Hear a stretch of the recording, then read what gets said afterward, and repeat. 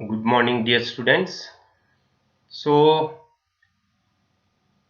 आज हम बात करेंगे ह्यूमन डेवलपमेंट इन इंडिया की। सबसे पहले हम बात करेंगे डेवलपमेंट की और धीरे धीरे हम चलते जाएंगे ह्यूमन डेवलपमेंट की ओर। सो यहाँ पे आपको मैं कुछ दिखाने वाला हूँ, उसको थोड़ा ध्यान से देखना है। वो बहुत हेल्पफुल रहेगा कंसेप्ट को अंडरस्टैंड करने में, राइट? तो यहाँ पे ये आपको दिखाई दे रहे हैं, कौन दिखाई दे रहे हैं जरा बताइए बताइए। Very good very good, yes very good. ये हैं हमारे फ्रीडम फाइटर। कौन है हमारे फ्रीडम फाइटर्स? और फ्रीडम फाइटर्स में भी आपको सबसे पहले क्या याद रखना है? फ्रीडम। क्या याद रखना है? Freedom. Okay okay. Second pic में बताइए जरा, ये लोग कौन है? गेस कीजिए। इनके सीटिंग अरेंजमेंट से आप बहुत इजीली गेस कर सकते हैं। बताइए बताइए, very good very good. Very good. ये हैं हमारे एमएलए। क्या हैं? MLA, member of legislative assembly. Member of legislative assembly, right? इस एमएलए को आपको ध्यान में रखना बहुत जरूरी है। देखते हैं इस एमएलए का हमने क्या फॉर्म बनाया हुआ है। M for modernisation, M for modernisation, L for layer, A for affluence, rich, और ये देख रहे होंगे आप एफ्लुएंस का सी। इस सी से आपको ध्यान में रखना है बच्चे, कंफर्ट। क्या याद रखना है? कंफर्ट। सो हमारा एमएलए क्या हो गया? मॉडर्नाइजेशन। रिवाइज करते चलिए, क्या हो गया? M for modernisation, L for layer, A for affluence, affluence का सी, एफ्लुएंस का C, C for comfort. Okay, देखते हैं इसका क्या यूज है। सो डियर स्टूडेंट्स, मैंने जैसा कि पहले बोला था आपको कि हम सबसे पहले बात करेंगे डेवलपमेंट की। किसकी बात करेंगे? डेवलपमेंट की। तो what is development? What is development? Dear students, development is freedom. Development is freedom.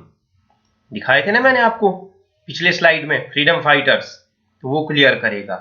And freedom is associated with, freedom is associated with what? Freedom is associated with MLA, MLA, modernisation, layers, comforts and affluence. Got it students?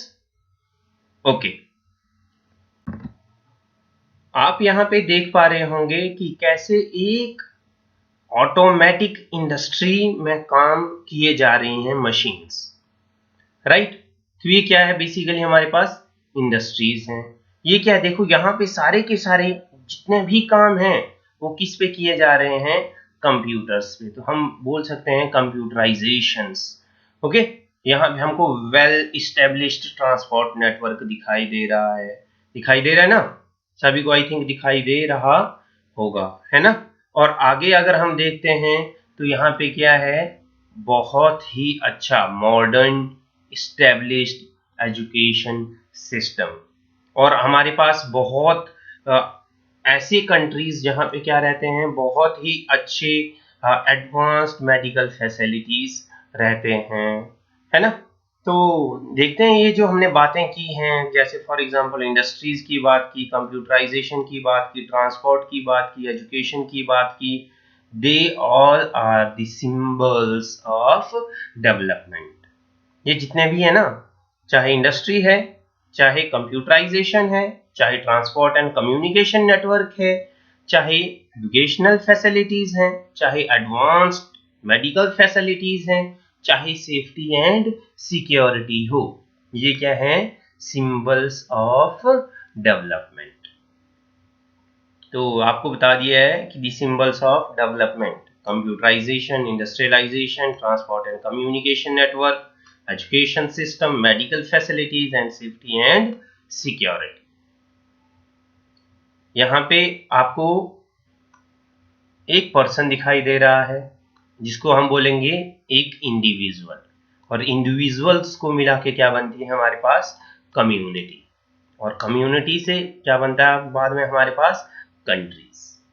तो एक individual person हो या एक community हो या एक country हो, सभी का डेवलपमेंट कौन से बेसिस पे देखा जाता है, इन्हीं द सिंबल्स ऑफ डेवलपमेंट के बेस पे किसी भी कंट्री का डेवलपमेंट देखा जाता है। Okay, so basically dear students, ये जो डेवलपमेंट की डेफिनेशन देख रहे हैं ना आप, ये क्या है, पार्शियल है। क्या है, पार्शियल है, या हम इसको बोल सकते हैं one sided view of development है। क्यों भाई one sided view of development क्यों है, या पार्शियल क्यों है, ये जो डेफिनेशन हमने ऊपर की है इसके बारे में हम आगे वाले स्लाइड्स में चर्चा करेंगे। ओके, और इसको क्या बोला जाता है, जो ये हम अभी तक पढ़ रहे थे, जितनी भी हमने डेफिनेशंस की, चाहे सिंबल्स किए, चाहे हमने इंडिविजुअल या कम्युनिटी या किसी भी कंट्री के डेवलपमेंट की बात की, इन सभी को क्या कहा जाता है, वेस्टर्न और Eurocentric view of development. Okay dear students, अभी हमने पिछले स्लाइड में बात की कि ये जो डेवलपमेंट का डेफिनेशन है ये पार्शियल है या वन साइडेड व्यू है, किसका, डेवलपमेंट का। क्यों, क्योंकि इसी डेवलपमेंट के कारण यूरोपियंस ने अलग अलग कंट्रीज को कॉलोनीज बनाया। वहां पे क्या आया, मार्जिनलाइजेशन आया। जो वहां के ओरिजिनल इनहेबिटेंट्स थे वो डेवलपमेंट के सेंटर से क्या होते गए, दूर होते चले गए। सोशल डिस्क्रिमिनेशन इंक्रीज हुआ। जो बेसिकली जो ओरिजिनल इनहेबिटेंट्स थे उनके साथ अच्छा बिहेव नहीं हो रहा था, और रीजनल डिस्पैरिटी आई। क्या आई, रीजनल डिस्पैरिटी। रीजनल डिस्पैरिटी का मतलब है कि जो एक एरिया था वो ज्यादा डेवलप हो गया दूसरे एरिया से। रीजनल डिस्पैरिटी को अगर हम और इजी वे में बोलना चाहें तो अगर आप सिटी को बहुत अच्छे तरीके से देखे होंगे तो एक साइड स्काई स्क्रैपर्स होते हैं और दूसरी ओर स्लम्स, राइट।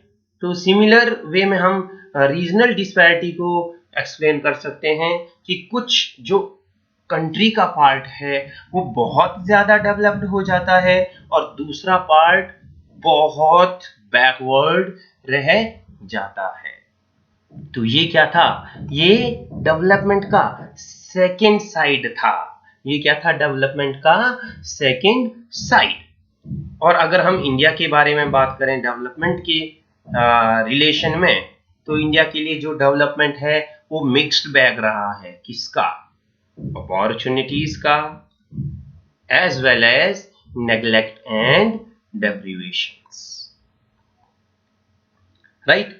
क्योंकि अगर हम इंडिया में सिटीज की बात करते हैं तो सिटी के सेंटर में या जो हमारे पास डेवलप्ड एनक्लेव्स हैं वहां तो हमारे पास क्या है, इंटरनेशनल लेवल के मॉडर्न फैसिलिटीज हैं। किसके पास, एक छोटे से सेक्शन के पास। लेकिन ऑन द अदर हैंड अगर हम रूरल एरियाज की बात करते हैं या सिटीज के स्लम्स की बात करते हैं तो स्टूडेंट्स उनके पास यहां तक कि वो अपने बेसिक जो नीड्स हैं उनको भी पूरा नहीं कर पाते हैं। फॉर एग्जाम्पल उनके पास पोर्टेबल वाटर नहीं है, पीने के लिए पानी तक नहीं है, एजुकेशन फैसिलिटीज नहीं है, हेल्थ इंफ्रास्ट्रक्चर नहीं है। तो ये सारे के सारे सेकेंड साइड है किसका, डेवलपमेंट का। इसीलिए हमने क्या बोला था कि जो ऊपर यूरोसेंट्रिक व्यू ऑफ डेवलपमेंट है या वेस्टर्न व्यू ऑफ डेवलपमेंट है वो क्या है, पार्शियल व्यू है। किसका, डेवलपमेंट का। डियर स्टूडेंट्स, अगर हम डेवलपमेंट अपॉर्चुनिटीज के डिस्ट्रीब्यूशन की बात करें हमारी सोसाइटी के डिफरेंट डिफरेंट सेक्शंस में, तो हम देखते हैं जो हमारी शेड्यूल्ड कास्ट हैं, शेड्यूल्ड ट्राइब्स हैं, लैंडलेस एग्रीकल्चरल लेबरर्स हैं, पुअर फार्मर्स हैं एंड स्लम ड्वेलर्स हैं, वो सबसे ज्यादा मार्जिनलाइज्ड सेक्शन है। ये स्टूडेंट्स, यहाँ पे मार्जिनलाइज्ड का मीनिंग समझना बहुत जरूरी है। मार्जिनलाइज्ड का यहाँ पे मीनिंग है कि वो सेंटर ऑफ डेवलपमेंट से काफी दूर हैं, उनके पास कोई भी डेवलपमेंट नहीं हुआ है, चाहे वो इंफ्रास्ट्रक्चर का डेवलपमेंट हो, चाहे वो बेसिक नीड्स का डेवलपमेंट हो, चाहे वो मेडिकल फैसिलिटीज का डेवलपमेंट हो, चाहे वो एजुकेशन का डेवलपमेंट हो, वो इन सभी चीजों से काफी दूर हैं।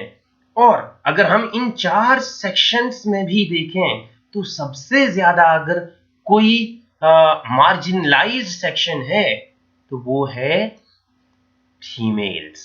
वो क्या है? फीमेल्स। इसलिए फीमेल्स को क्या कहा जाता है? पुअरेस्ट इन द पुअर, क्योंकि सभी जो डिसीजंस हैं वो मेल्स के द्वारा लिए जाते हैं, चाहे वो एजुकेशन के लिए हो, चाहे वो मेडिकल फैसिलिटीज के लिए हो, और एंड में कौन बच जाती है? फीमेल्स। कौन बच जाती है एंड में? फीमेल्स। तो अगर हमारी सोसाइटी का सबसे बड़ा मार्जिनलाइज्ड सेक्शन है तो वो बच जाती हैं फीमेल्स। डियर स्टूडेंट्स, इतने टाइम से हम विकास में लगे हुए हैं, इसके पश्चात भी जो हमारा मार्जिनलाइज्ड सेक्शन है उसके एब्सोल्यूट कंडीशंस और रिलेटिव कंडीशंस क्या हुए हैं? खराब ही हुए हैं। यहाँ पे absolute conditions and relative conditions का मतलब है कि आज भी उनके पास ना तो अच्छे एजुकेशनल फैसिलिटीज हैं, ना अच्छे मेडिकल फैसिलिटीज हैं, और हम बोल सकते हैं कि आज भी उनके basic amenities, basic needs fulfil नहीं हो पा रहे हैं, जिसके कारण जो मेजॉरिटी है किसका? मार्जिनलाइज्ड सेक्शंस का, वो क्या है? विवश हैं किसमें रहने के लिए? एब्जेक्ट पॉवर्टी में एंड सब ह्यूमन कंडीशंस में, क्योंकि उनके पास ना तो बेसिक फैसिलिटीज हैं, ना उनके पास एजुकेशनल फैसिलिटीज हैं, ना उनके पास मेडिकल फैसिलिटीज हैं। डियर स्टूडेंट्स, अब बात करते हैं inter related aspects of development. So ये जो डेवलपमेंट है इसका सीधा इम्पैक्ट किस पे पड़ता है? डिटीरियोरेटिंग ह्यूमन कंडीशंस पर। किस पे पड़ता है डेवलपमेंट का इम्पैक्ट? सीधा डिटीरियोरेटिंग ह्यूमन कंडीशंस। अब ये जो ह्यूमन कंडीशंस डिटीरियोरेट हो रही हैं वो क्यों हो रही हैं? क्योंकि हम अपने इन्वायरमेंटल रिसोर्सेज का ओवर यूज कर रहे हैं। इस ओवर यूज के कारण हमारा इन्वायरमेंट क्या हो रहा है? पॉल्यूट हो रहा है। इस पॉल्यूशन के कारण क्या हो रहा है हमारे इन्वायरमेंट में? इकोलॉजिकल क्राइसिस आ रहे हैं। इकोलॉजिकल क्राइसिस का यहाँ पे मतलब है जो हमारा इन्वायरमेंट है वो क्या हो जा रहा है? इम्बैलेंस्ड। इसी इम्बैलेंस्ड कंडीशंस के कारण हमारा इन्वायरमेंट क्या हो गया है? डिटीरियोरेट हो गया है, जहाँ पे ह्यूमन बीइंग्स का रहना मुश्किल होता जा रहा है।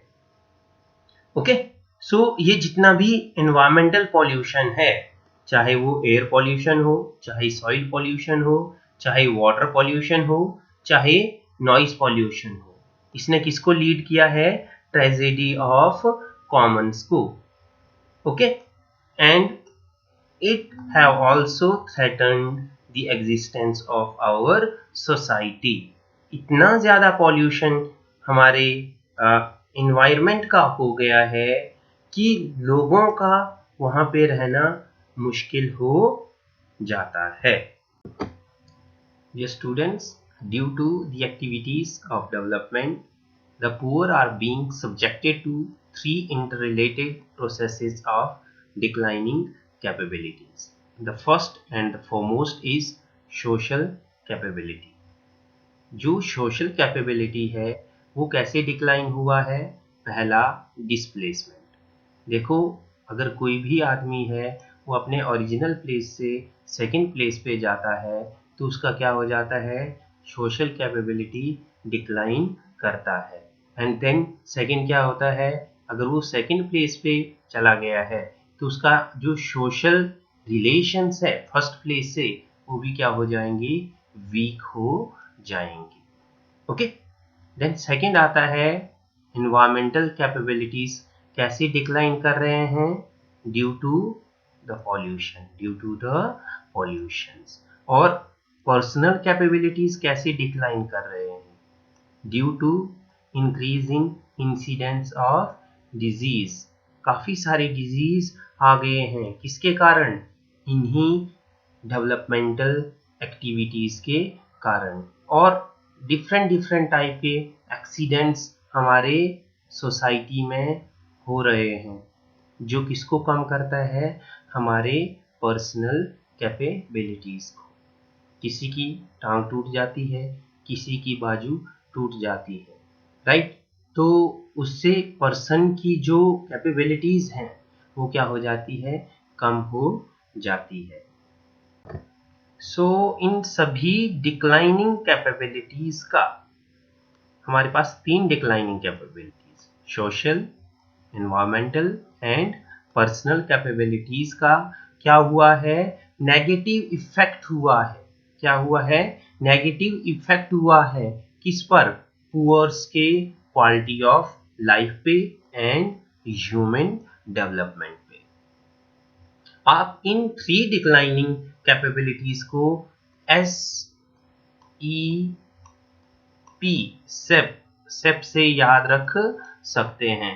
एस से सोशल कैपेबिलिटीज, ई से एनवायरमेंटल कैपेबिलिटीज एंड पी से पर्सनल कैपेबिलिटीज।